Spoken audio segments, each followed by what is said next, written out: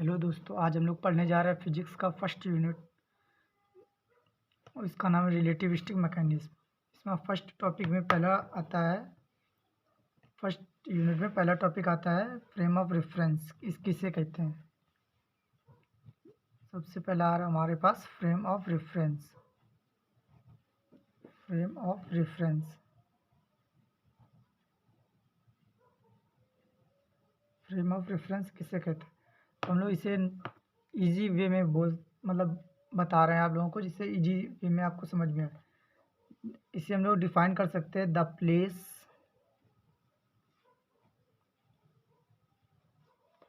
relative to which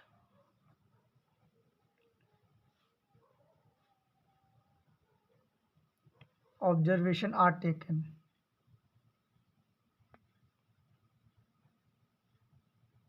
Observation are taken are called frame of reference.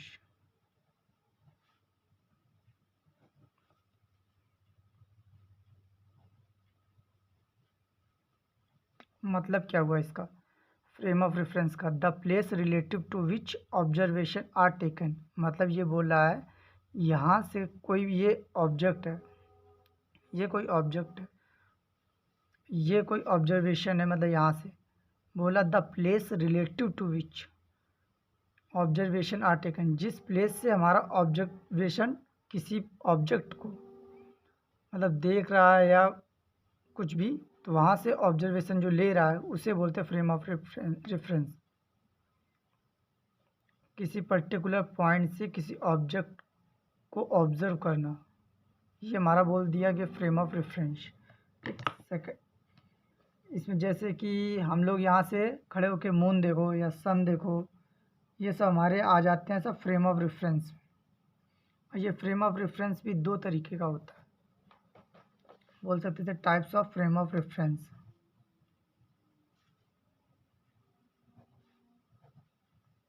Types of frame of reference.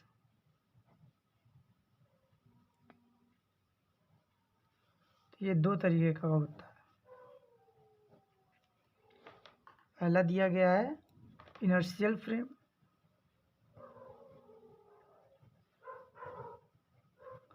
दूसरा दिया गया है non inertial.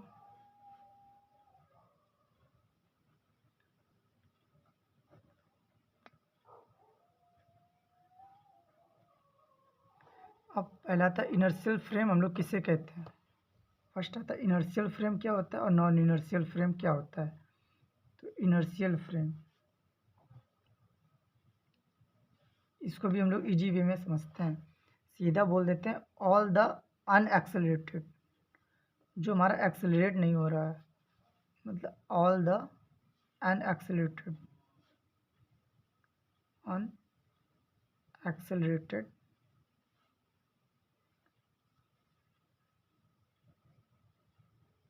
All the unaccelerated particle या body या object, कुछ भी यहाँ लिख देते ऑल द अनएक्सेलरेटेड ऑब्जेक्ट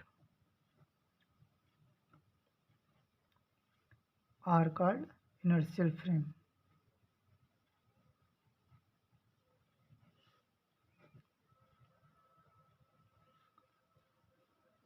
ये बोला क्या है? ऑल द अनएक्सेलरेटेड, जो एक्सेलरेट नहीं हो रहा। अगर एक्सेलरेट नहीं हो रहा मीन्स मूव नहीं कर रहा, मूव नहीं कर रहा मतलब वो रेस्ट पे है।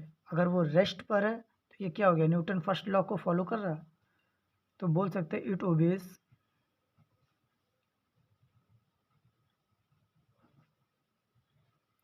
सेकंड पॉइंट है ये इसका, it obeys Newton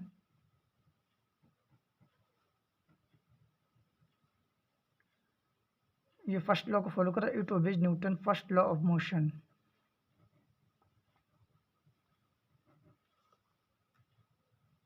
first law of motion, first law of motion क्या था?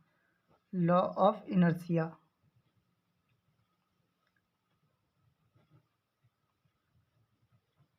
लॉ ऑफ इनर्शिया था। इसमें क्या बोला गया? इनर्शिया फ्रेम समझ में आया? कोई भी ये ऑल द अनएक्सेलरेटेड ऑब्जेक्ट, मतलब जो एक्सेलरेट नहीं हो रहा। अगर वो एक्सेलरेट नहीं हो रहा तो मूव नहीं कर रहा, मूव नहीं कर रहा तो मीन्स रेस्ट पे है, तो मतलब ये Newton first law of motion को फॉलो कर रहा है।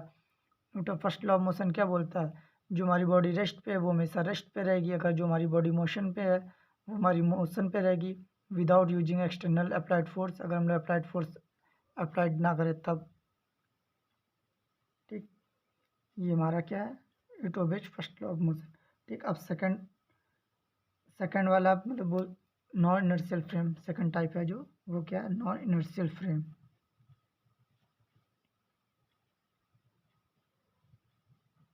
Non inertial frame, non inertial frame क्या होता है, इसमें ऑल द अनएक्सेलेटेड बोला गया था, ऑल द अनएक्सेलेटेड मतलब हो गया यहाँ पे दैट इज एक्सेलेरेशन जो है वो हमारा जीरो हो गया। ठीक, अब इसमें नॉन इनर्शियल मतलब जो इसमें एक्सेलेरेशन जीरो ना हो, बोल सकते हैं इसमें ऑल द इसमें ऑल द अनएक्सेलेटेड था, इसमें all the accelerated, all the accelerated object या बॉडी कुछ भी ले सकते हो आप, all the accelerated object are called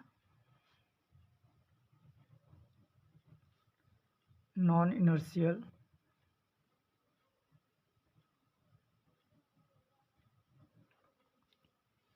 are called non inertial frame.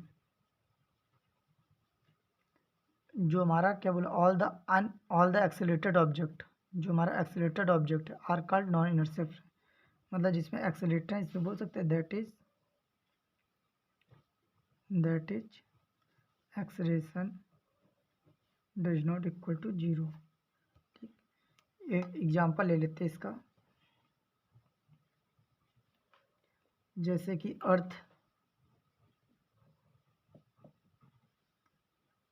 हमारी स्टेशनरी नहीं है, कि मतलब अर्थ जैसी है उसी मूव नहीं कर रही, तो ये अर्थ हो गया।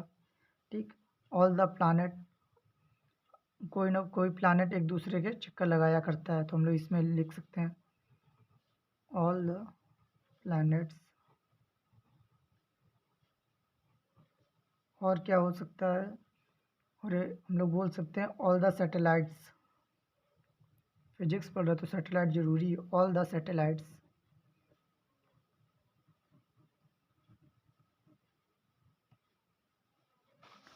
All the satellites. ये these are the example of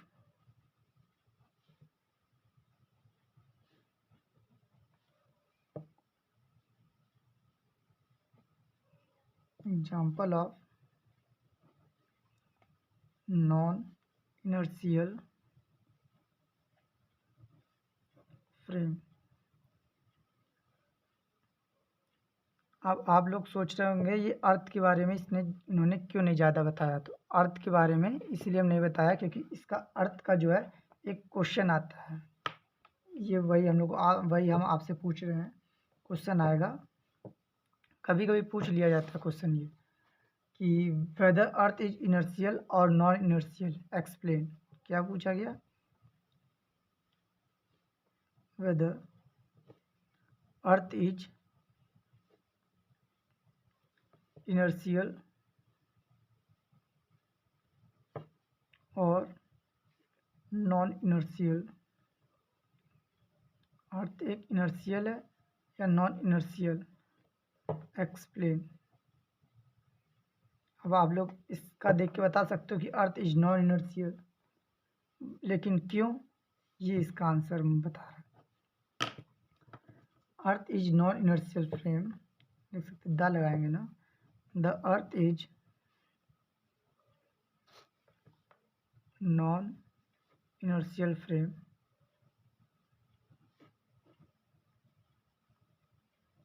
because अर्थ जो है, because it rotate about its own axis, क्योंकि अर्थ जो है वो खुद की एक्सिस पे रोटेट करती है, because it rotates about its own axis. किस स्पीड से रोटेट करती है?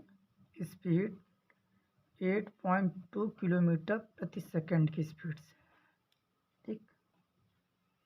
एंड ऑल्सो, ये वो वाला आंसर है जो तुम लोग सोच रहे हो। And also revolve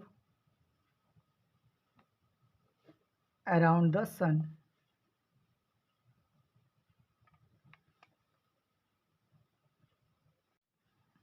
and also revolve around the सन।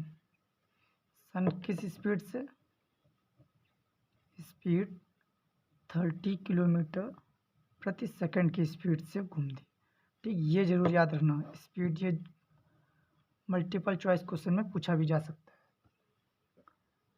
और ये किस किस वजह से घूमती है? तो ये हम लोग बोल सकते हैं ड्यू टू विच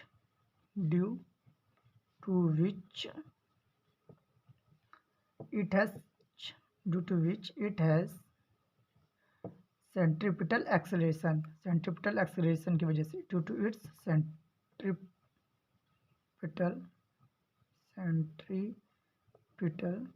एक्सेलरेशन।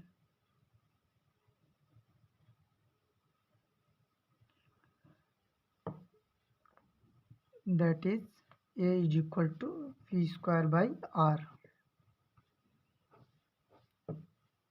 आज के लिए इतना ही। अब हम लोग कल मिलेंगे। कल हम लोग पढ़ेंगे गैलीलियन ट्रांसफॉर्मेशन के बारे में। गैलीलियन ट्रांसफॉर्मेशन कौन थे और उनकी क्या इक्वेशन थी वो। तब तक के लिए थैंक्स देखने के लिए वीडियो। अगर अच्छी लगे तो लाइक करें और सब्सक्राइब करें। धन्यवाद आज के लिए।